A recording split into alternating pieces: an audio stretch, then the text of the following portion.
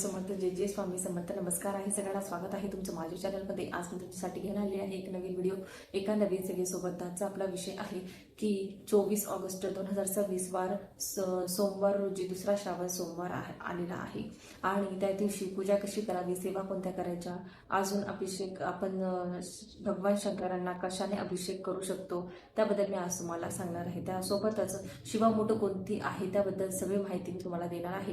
Video जर आवडला तर व्हिडिओला लाईक करा, शेअर करा आणि सबस्क्राईब करायला विसरू नका. व्हिडिओला सुरुवात करूया.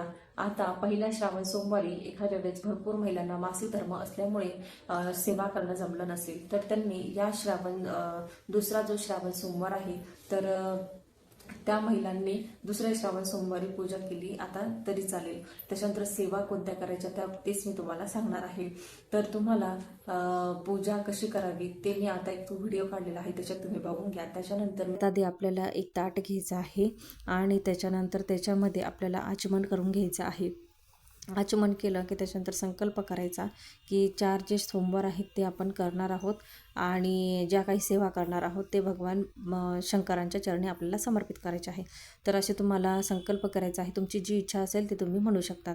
तर संकल्प वगैरे केल्यावर त्याच्यानंतर तुम्हाला शिवपिंड घ्यायची आहे ताटामध्ये आणि तुम्हाला त्याच्यावर पाण्याने, दुधाने, पंचामृताने, तुमच्याकडे जे असेल त्याच्याने तुम्हाला अभिषेक करायचा आहे.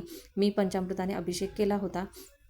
त्याच्यानंतर तुम्हाला दुसऱ्या श्रावण सोमवारी जर शक्य असेल तर तुम्हाला गंगाजल टाकून तुम्हाला अभिषेक करायचा आहे. जर शक्य असेल तर नक्कीच करा. आणि तुमच्या घरात जर नसेल तर कोणत्याही दुकानावर तुम्हाला छोटीशी जी बॉटल असते गंगाजलची ती तुम्हाला भेटून जाईल आणि ते जे त्याच्याने तुम्हाला अभिषेक करून ते जे तीर्थ आहे ते तुम्हाला घरात सगळ्यांना थोडं थोडं प्यायचं आहे. तर अशा पद्धतीने दुसऱ्या श्रावण सोमवारी तुम्हाला गंगाजलाने अभिषेक करायचा आहे. आता इथे मी अभिषेक वगैरे करून घेतला. त्याच्यानंतर दुसऱ्या ताटात खाली तांदूळ ठेवले, त्याच्यावर शिवपिंड ठेवली, त्याच्यानंतर भस्म लावला, वस्त्र अर्पण केलं. त्याच्यानंतर धोत्र्याचं फूल होतं माझ्याकडे ते अर्पण केलं. ते निळं फूल असतं ते पण अर्पण केलं. कण्हेरचं फूल होतं ते अर्पण केलं आणि त्याच्यानंतर मी बेलपान 108 बेलपान जे होते माझ्याकडे तर ते मी अर्पण केले. तर ओम नमः शिवाय म्हणून पण तुम्ही अर्पण करू शकतात, नाही तर शिव अष्टोत्तर नामावली जी असते ते पठण करून सुद्धा तुम्ही बेलपान अर्पण करू शकतात. तर अशा प्रकारे बेलपान अर्पण करून झाले का त्याच्यानंतर तुम्हाला शिवमूठ व्हायची आहे. तर शिवमूठ तिळाची आहे. तर तुम्हाला तिळ घ्यायचे हातामध्ये आणि त्या तिळात थोडंसं पाणी टाकून तुम्हाला शिवमूठ अर्पण करायचे आहे. तो मंत्र मी तुम्हाला सांगितलेला आहे. तर शिवा शिवा महादेवा माझी शिवमुठेश्वरा देवा, सासू सासरे देर भावा, ननंद जावा, न आवडतीची आवडती कर रे देवा, असा मंत्र म्हणून तुम्हाला शिवमूठ अर्पण करायची. त्याच्यानंतर तुम्हाला आरती करायची आहे. तर नैवेद्य असेल नैवेद्य दाखवून घ्या आणि आरती करून घ्यायची आहे. सेवा कोणत्या करायच्या, तर सेवा तुम्हाला शिवस्तुती पठण करायचं आहे, शिवमहिम पठण करायचं आहे, रुद्राभिषेक तुम्हाला करायचा आहे. त्याच्यानंतर तुम्हाला शिवगायत्री मंत्राचं पठण करायचं आहे. त्याच्यानंतर शिवलीलामृत ग्रंथाचं 11वा जो अध्याय आहे त्याचं तुम्हाला पठण करायचं आहे. तुमच्याकडून जर शिवलीलामृत ग्रंथाचं पारायण करणं झालं नसेल तर तुम्ही शिवलीलामृत ग्रंथाचा निदान 11वा अध्याय तरी पठण करा, म्हणजे तुम्हाला शिवलीलामृत ग्रंथाचं पारायण केल्याचं तुम्हाला फळ मिळेल. त्याच पद्धतीने पान अर्पण करताना तुम्हाला शिव अष्टोत्तर नामावली जी आहे त्याचं तुम्हाला पठण करायचं आहे. ओम नमः शिवाय या मंत्राचा जप करायचा आहे. महामृत्युंजय मंत्र जो आहे त्याचं तुम्हाला जप करायचा आहे 108 वेळेस. द्वादश ज्योतिर्लिंग स्तोत्रम जे आहे त्याचे तुम्हाला पठण करायचं आहे. शिवपंचाक्षरी स्तोत्राचं तुम्हाला पठण करायचं आहे. शिवचालीसाचं तुम्हाला पठण करायचं आहे.